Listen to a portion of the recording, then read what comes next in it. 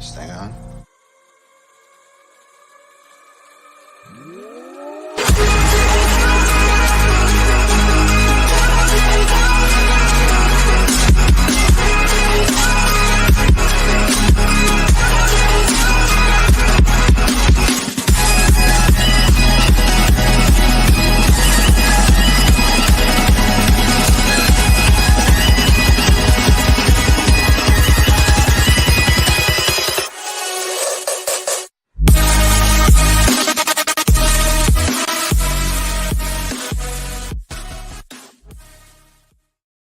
What is up, everybody? Welcome into another episode of The Cut. I'm your host, Christian Williams, and I am here, as always, with Randy Hall. Randy, how are you, man?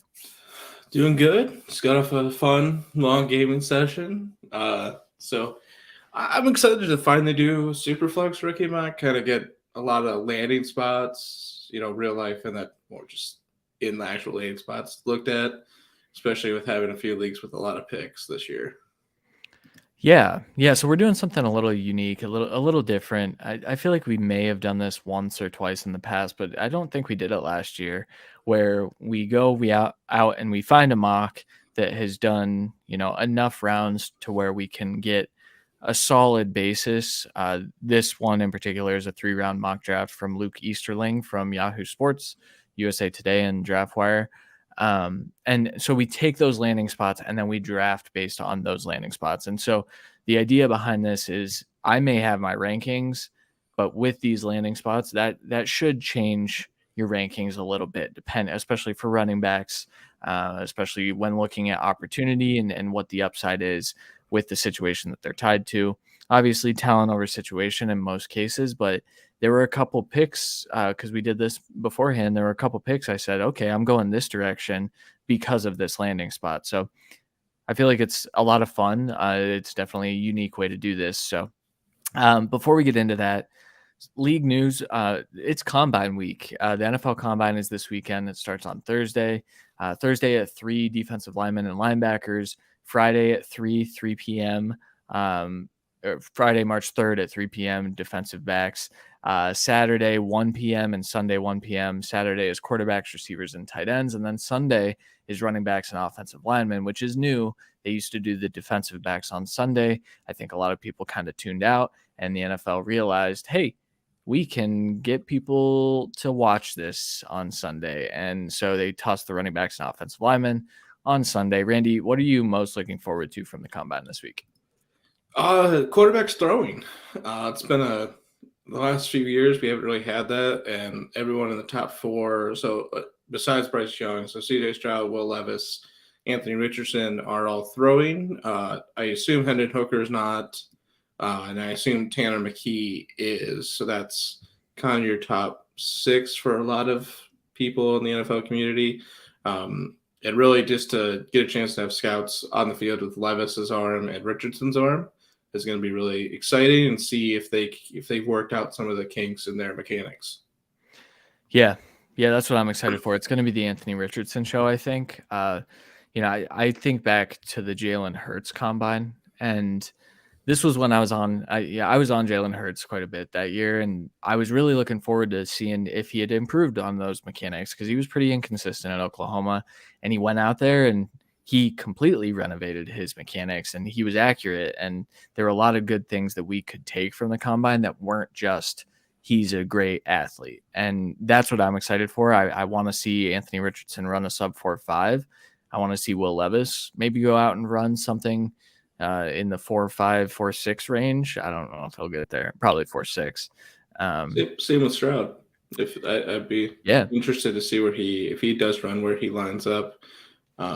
Really 40s for a lot of people. I mean, Sunday, I believe they're going to start with 40s usually. So Sunday at about 1:10 p.m., Devon A-Chain, however they actually pronounce it at the Combine. Could be breaking. Going to be running very fast to start the running backs off. So that's going to be fun. Oh, yeah, because he's an A. He's A. And what's his name?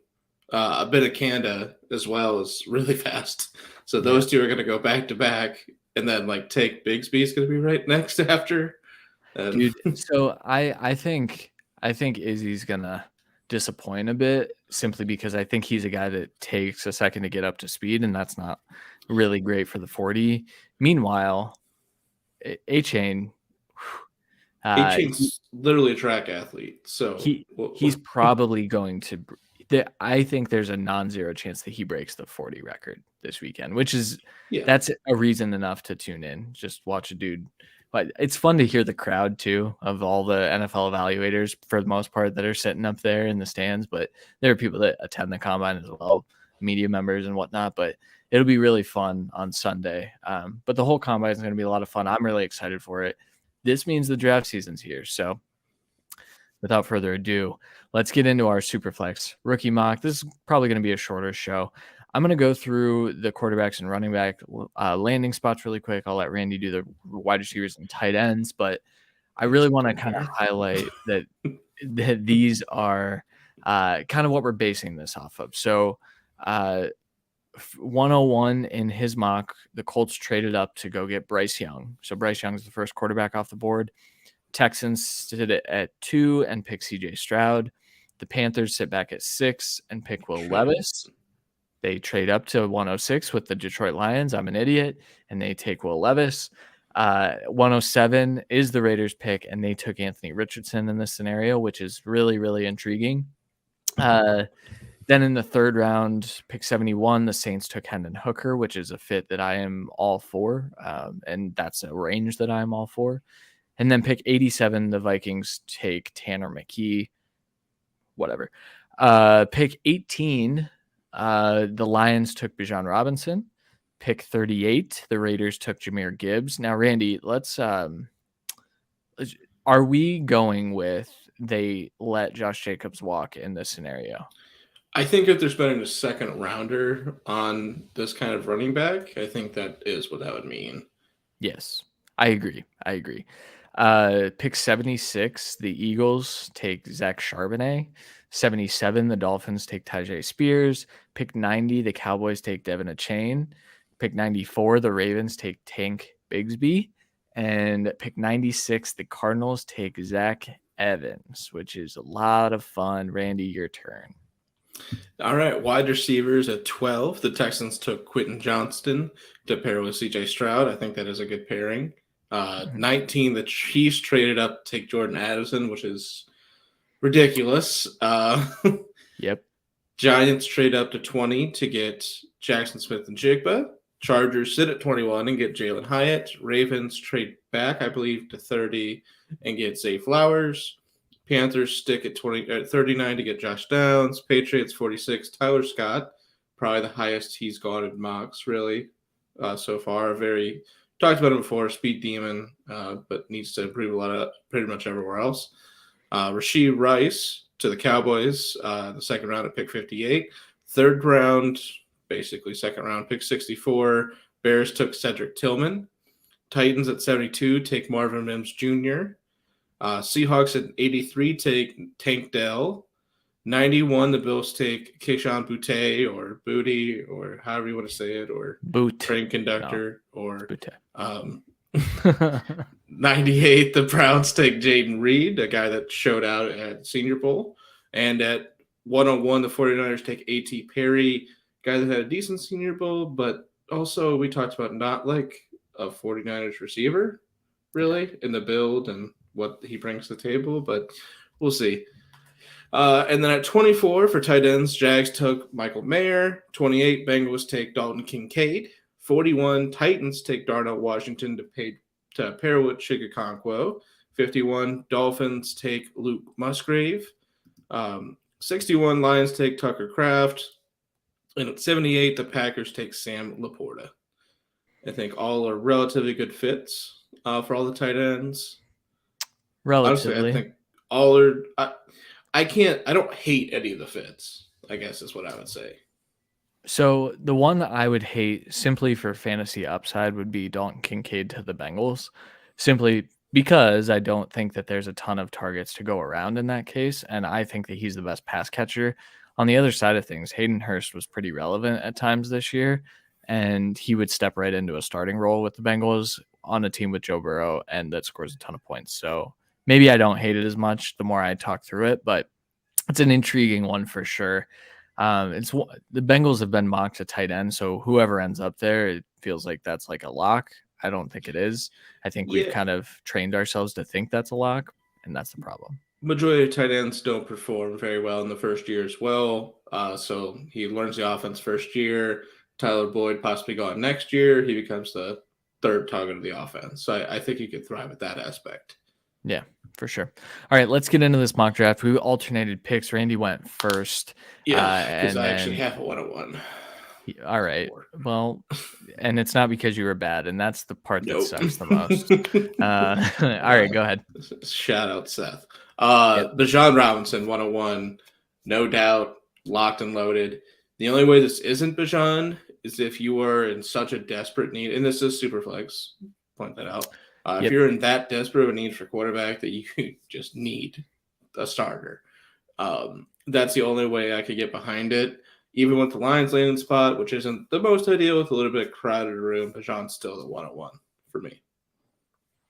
Yep. Yep. 100%. I think even in that scenario, you try to trade back to 102 or 103. Um, Agreed.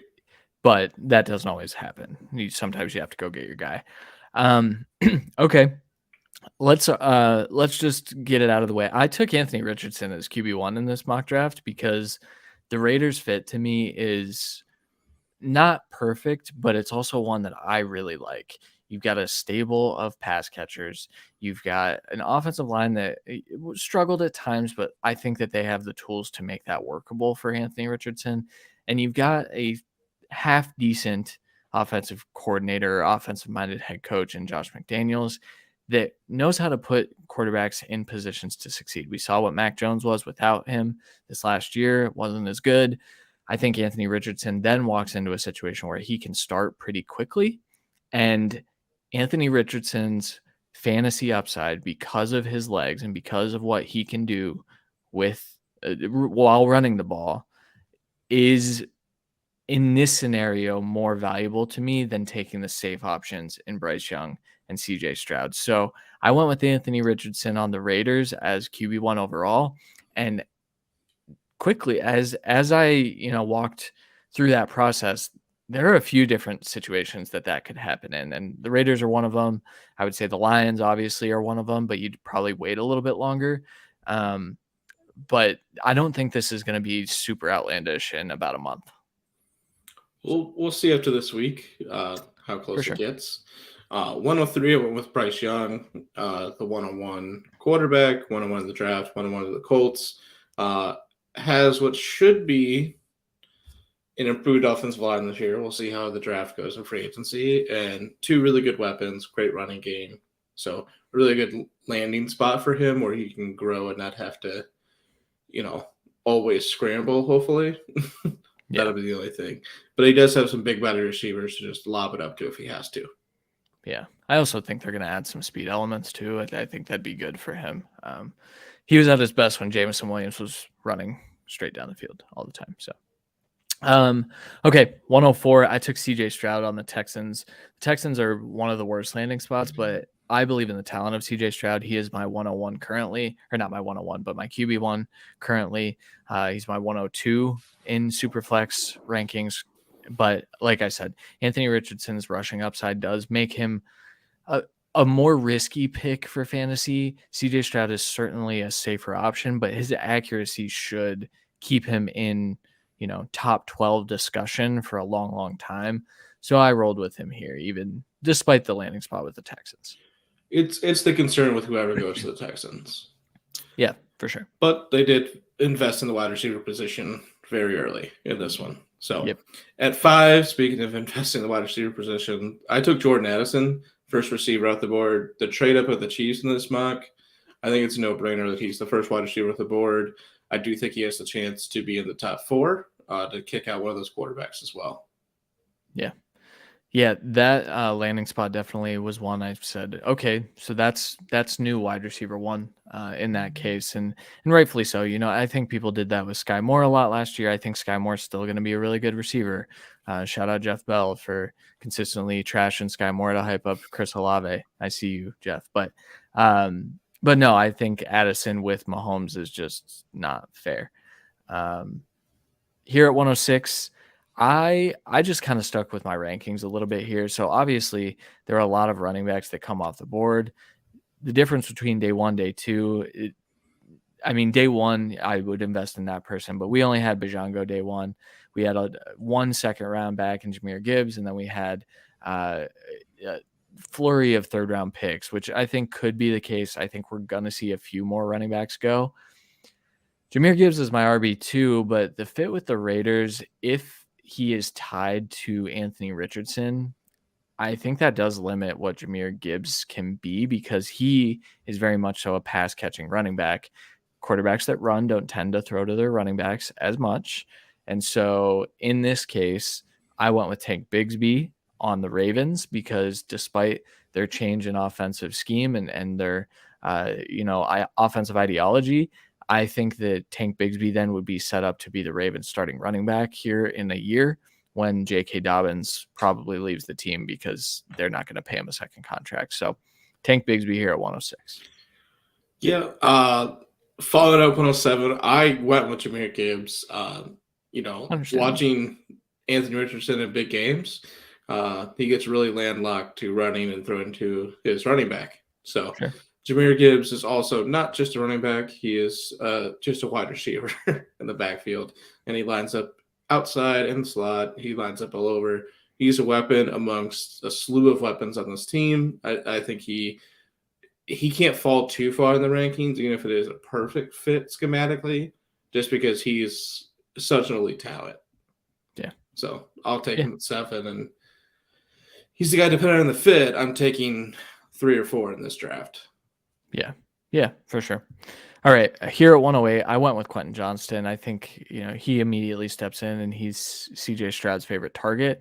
Quentin Johnston certainly has some issues to work on as a prospect, but I want to bet on that size speed combination. He's my wide receiver 1 right now, and he was the wide receiver 1 off the board in this draft. So I'll take him here at 108. Yeah, I think it's a good fit as well, and it's just he's going to be a target hog there, which is not what was happening at TCU. So I think you can grow a bit more, and he stays in state. Yep, for sure. Number 9, I can't let him fall any further. Will Levis went 6th to the Panthers.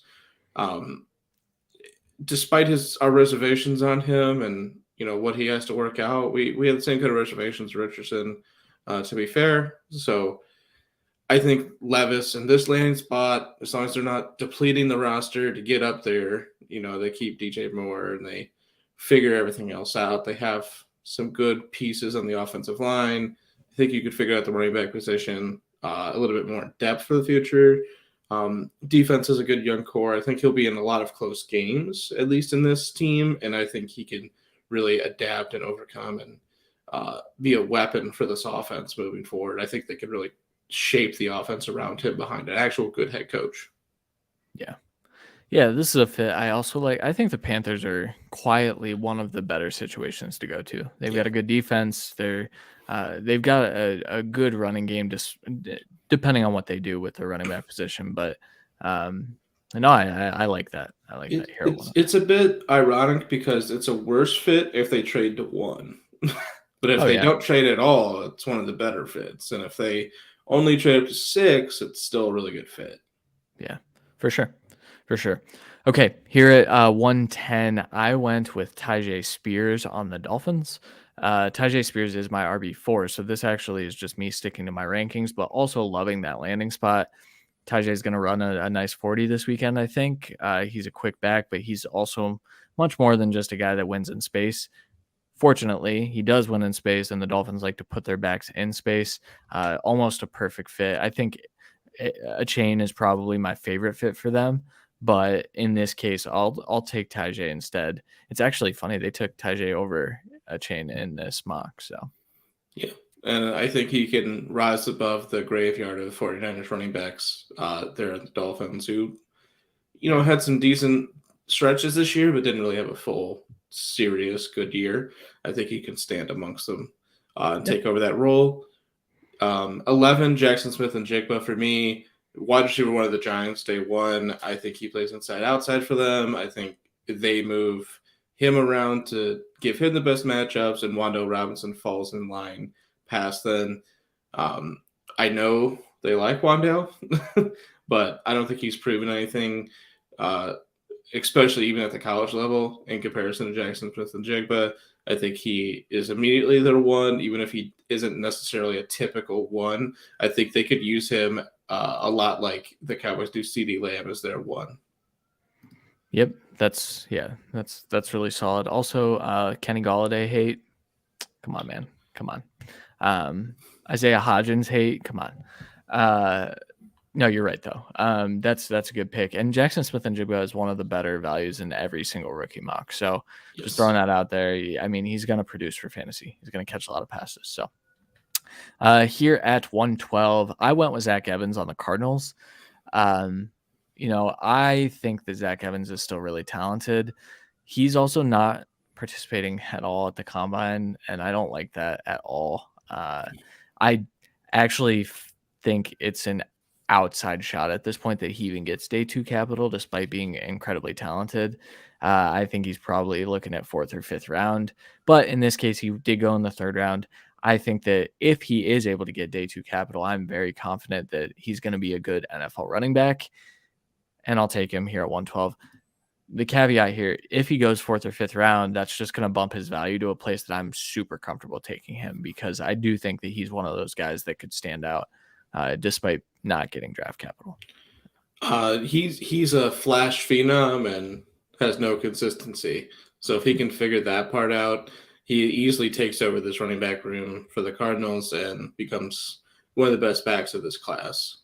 Yep, Just plain and simple. for sure. But he very easily could continue to what he is and be out of the league in 2 years. Yep. It's a boomer bust pick. There are a few boomer Yeah. bust picks in this draft. He's one of them. 13, I went Jalen Hyatt with a landing spot of the Chargers. This is becoming kind of an industry favorite. To not really take away from anything with Keenan Allen, even if he might not be on the team, and to accent Mike Williams on the outside and let him go deep alongside of him, but not have to win the same way Mike Williams does. I do think he helps this offense get that extra gear and hopefully open up a bit more to back to where it was in 2021, because this last year was a really down year for them, plain and simple. Yeah, for sure. I'm not a Jalen Hyatt fan. I have always maintained that if he goes to the Chargers, that is the one landing spot that might change just how much of a fan I am. That's the perfect situation for him. That and the Bills, I guess, the two quarterbacks that I think can get him the ball consistently. So here at 202, I took Michael Mayer. Michael Mayer went to the Jaguars in this mock draft, and we just saw what Evan Engram was able to do on that Jaguars team. I do think that the tight end is a massive, massive part of the Jaguars offense. I know they're getting Calvin Ridley. I know there's a lot more target competition, but I still think that Michael Mayer would then enter the league as a top 12 tight end. I will take that at 202 fairly comfortably. Calvin Ridley also hasn't played in 2 years. We just saw what happened to Deshaun Watson for not doing the same thing, and he wasn't even injured. Yeah. So I do have faith in Calvin Ridley, but let's not take someone because he's going to be there. Sure. Sure. 203, I went with Zach Charbonnet, a draft landing spot to the Eagles. I would, if this was a guarantee, during the draft, I already know they didn't bring back Miles Sanders. I think he's easily a top 12 pick, no question for me. But the Eagles draft running backs in the second, third every year, it feels like. So I don't think this guarantees that. So that's why I have him slipping farther. But if he is going to be the lead back or splitting with Gainwell and most likely taking over the backfield, in my opinion, in that regard, I think he's a slam dunk pick.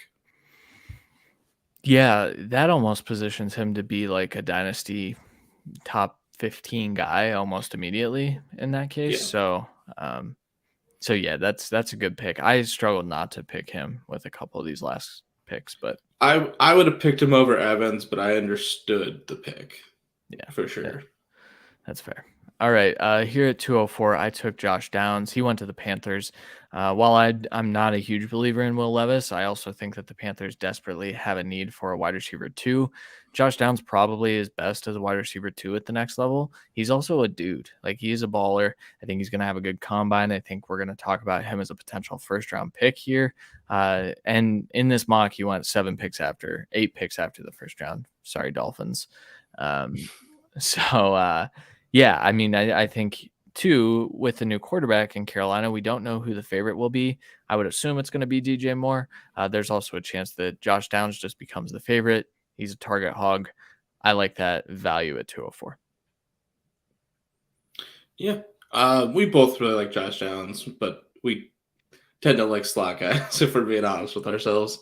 Yeah, Um, this is true. 17, so 205, Devon A Chain is Yeah, what I went with. Again, it's the same kind of thing. Pick 90 to the Cowboys. That's a fantastic landing spot if Pollard isn't there.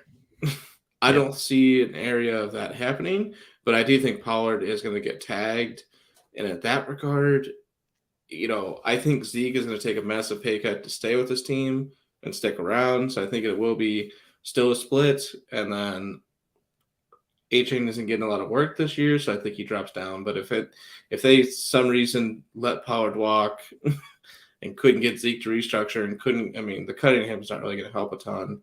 So if that's the case and he's taking that Pollard role, he's again guy jumping into the top 12 right away. yeah, yeah. I mean, I don't know. H. I'm in on him to an extent. I understand what he could be. I also understand that this is a guy that very much so, like Zach Evans, could just be out of the league or just a special teams guy in a couple Yeah, years. there it is. Um, I was like, I it, don't think he's going to be out of the league within 8 years. It's just he might just be special teams if he can't grow a little right. bit. Yeah. Yeah, for sure. All right. Here at 206, I took Zay Flowers. He went to the Ravens in the first round. I do want to point that out. The Ravens have a desperate need to get wide receivers. They have a new offensive scheme, as I mentioned. And so I think Rashad Bateman and Zay Flowers combined to, enhance that room around Mark Andrews, around maybe Isaiah Likely. I'm intrigued by that offense moving forward, and I'm not as out as I probably should have been with Ravens receivers moving forward. So Zay Flowers here at, what did I say? 206. Yeah. 206 is a really good value. Yeah, I think it bakes in all the risk at that later spot for you. So this Right. is just pure profit at that point. Um, Yeah. Same kind of thing for me here at 207 with Rasheed Rice. There's concerns about him. I definitely don't think he's a wide receiver one for a team. I do think back into the second, early third is his value. Going pick 58 to the Cowboys, perfect kind of value. Doesn't have to be your impact, wide receiver two day one, but he can fight for that position with Gallup and Noah Brown. I do think he could take a lot of snaps. I do think he's talented. It's just he's got some stuff to work out. But again, if I have to wait a year or so at 207, I don't care. That's perfectly fine with me.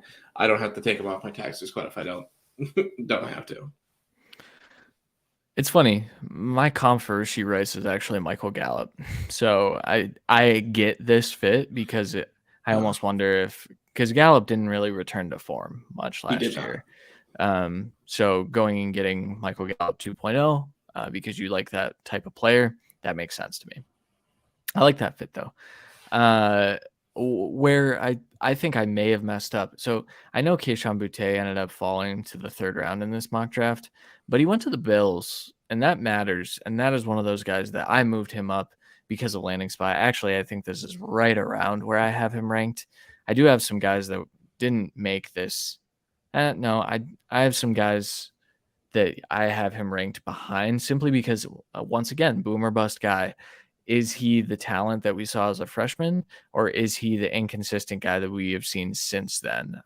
Are those off field rumors a problem at the NFL level? I don't know, but I trust that the Bills would be able to figure it out. And he immediately walks in and overtakes Gabe Davis. I think he's just too talented not to. So I'll take him here at whatever pick this is.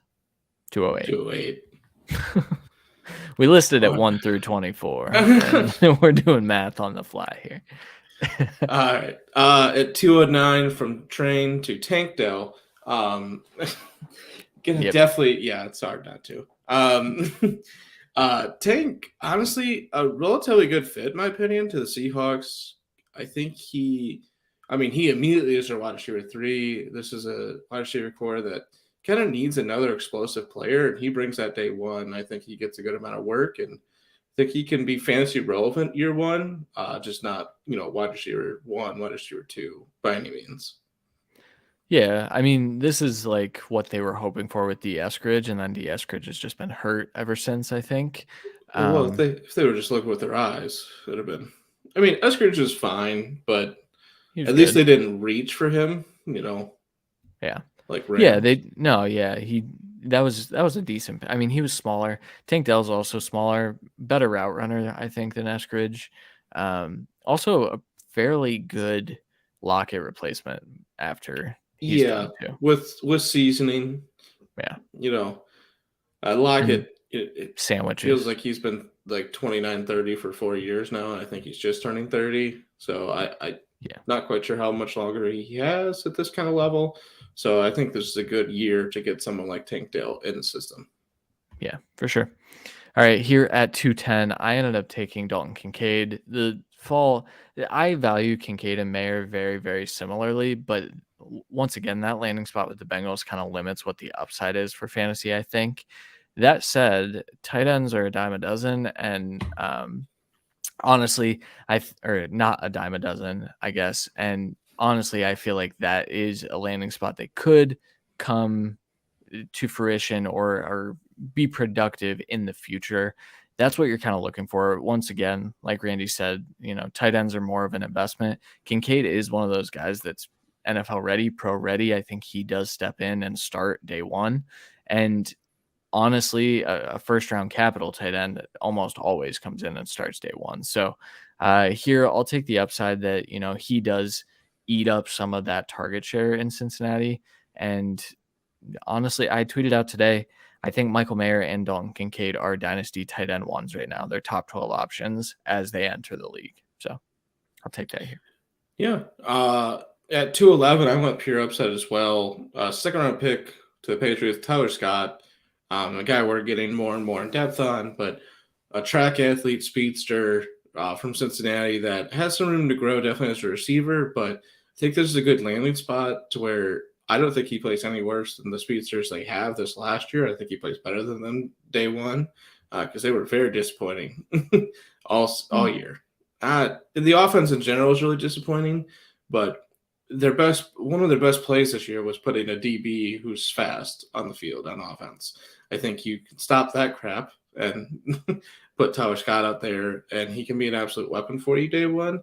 I do think it also can cushion the blow a bit if you somehow lose Jacoby Myers. I think he could automatically step in as your slot, and while he won't be as consistent of a catcher by any means, I think he can break open a lot of plays for you. And if they're going to continue to road screens, there's not a lot of people in this draft I'd want catching the ball on a screen more than him.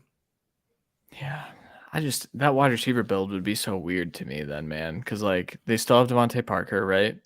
Yes. They've got Tyquan Thornton is projected to be a starter next year, which Mm-hmm. he flashed, and then I feel like it was right as Bailey Zappi kind of turned back over to Mac Jones, and then Mac didn't really involve Tyquan Thornton. Thornton couldn't get on the field as much, I feel like, down the stretch, and Bill does those things. So I still, in this case, would prefer Tyquan Thornton. And so I probably wouldn't take Scott because I do think Thornton was a better player than Scott, even as a prospect. There's a couple people I was debating on that went a little bit later, like maybe like Cedric Tillman and Marvin Mims, or we kind of got through other running Jaden backs. Reed. Jaden Reed, to an extent, but like Luke Musgrave was really who I was struggling not to pick there. Just Yeah. that Dolphins landing spot, I think he fits more of what they want than Gasecki, anyways. So I think Yeah. that's a phenomenal fit for them. But there's a lot of people, running back specifically, that didn't make this mock that I also think would have been a strong pick at 211. Um, But Yeah. again, we're seeing it pretty consistently that the second and third round, getting 7 running backs in is about norm or even possibly high for what we're seeing right now.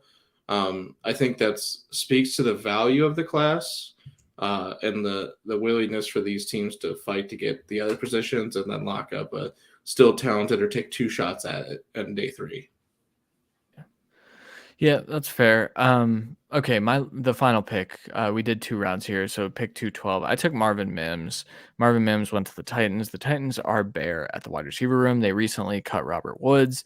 They currently, in this scenario, they would start Traylon Burks on one side. Marvin Mims would walk into a starting spot as a day 2 pick or battle with Nick Westbrook Akine. And then in the slot, you probably have Kyle Phillips returning from his injury last year that kind of knocked him out. I still think they like him, and that's why they were comfortable, moving on from Robert Woods. On the other side of things, Marvin Mims is a perfect fit for a play action type of offense where they do want to trust Tannehill to just let Marvin Mims kind of work downfield. It's kind of counterintuitive to my dislike for Jalen Hyatt because I think that Mims with Tannehill is similar. It's like the knockoff version of Hyatt with Herbert.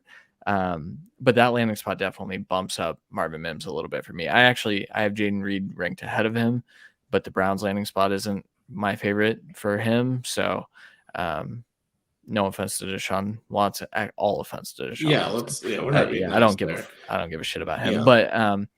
But yeah, I think that this is a perfect spot for Marvin Mims. I think he's a little bit underrated as well. So. It's a safe landing spot, and I think worst case, obviously you got Malik Willis as your quarterback, and that scares you a bit. Second worst case actually feels like Tannehill after last year. There's a good chance they move on and try something else or draft something or figure it out. But they also could just say full send it with Wills, and if he continues to be this bad, they just pick early next year. But that doesn't seem like something Vrabel will do. And honestly, even with Willis, I think Vrabel's going to probably still win too many games to get the first pick. Yeah. Yeah, for sure. For sure. Um, okay, really quickly. So this running back class, I've compared it to 2017 in terms of guys I think can produce. I think it's probably closer to 2020. Um, so I went back and I just wanted to see how many of those backs were drafted on day 1 or 2. We had Clyde Edwards-Helaire, DeAndre Swift, Jonathan Taylor, Cam Akers, J.K. Dobbins, A.J. Dillon, Antonio Gibson, Keyshawn Vaughn, Zach Moss, and Darrington Evans. We had 10 running backs selected in the first 2 days of the draft. So I think 7's a bit low. I think we're going to get 9 if I had to project. And some of those guys, I think Sean Tucker has an opportunity this weekend to kind of vault into day 2. Right now, he's probably a day 3 guy. I think Kenny McIntosh and Eric Gray both have a shot, despite being a little older of prospects. Roshan Johnson feels like a lock for day 2. I'm a little shocked he wasn't in this mock draft. Are there any other guys you think could weasel their way in? We talked about a few guys that were in the mock that we didn't pick, like Hendon Hooker, Cedric Tillman, Jaden Reed, Luke Yeah. Musgrave. But to add to that, I mean, guys that we like, Parker Washington, I think could be a solid 3rd round, 4th round pick for you for playable upside. Day 1. Kendra Miller, Trey Palmer, Israel Abinakanda, sorry.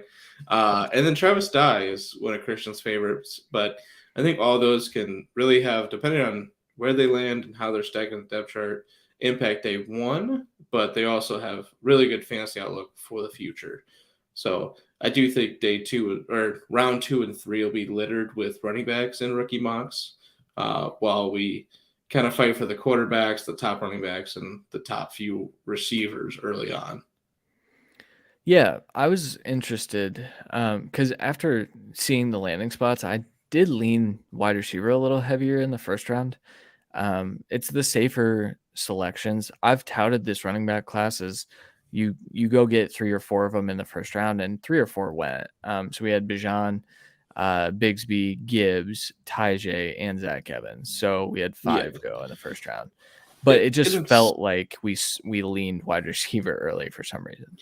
well, and you think about it, if you have the eighth pick, you know, you taking Quentin Johnston, and then you're coming back, and you could get Charbonnet, A Chain, and really be happy in the second, and then even in the third, and or maybe even later in the second, get Sean Tucker and Eric Gray and Abanikanda, and I think you can really full flesh out your running back room past then if you're not getting one of the top guys.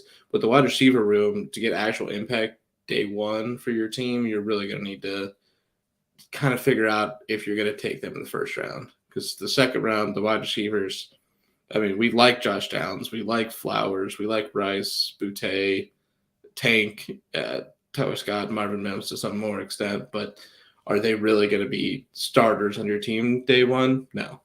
No. Yeah. And that's important. And this wide receiver class is really like 4 deep to me, in terms of guys that I would 100% take if the opportunity presented themselves. But yeah, that's an important note, and I think maybe that's why we did lean wide receiver so early. So that'll do it for this episode. Very a lot shorter than our recent episodes. We will be back next week. I think we're gonna do some type of position, wide receivers, maybe. I don't know. We just talked about a ton of them. I feel like we're ready to talk wide receivers. Maybe we'll do that. We might do a little post combine breakdown as well. We'll be back sometime next week. Still don't know a day. Hopefully Monday, but we'll see. Randy, anything else? What do you think about that plan that we just fleshed out right now? Yeah, really flush that one out. We'll do some. I mean, obviously, we'll be back next week. We'll be back Friday, hopefully. This Schedule weekend. permitting. My tournament's almost over, guys. I'm sorry. Once that's over, I have a bit more flexibility. So hopefully Friday we have a Friday fix. If not, it'll be Saturday or Sunday. We'll figure it out.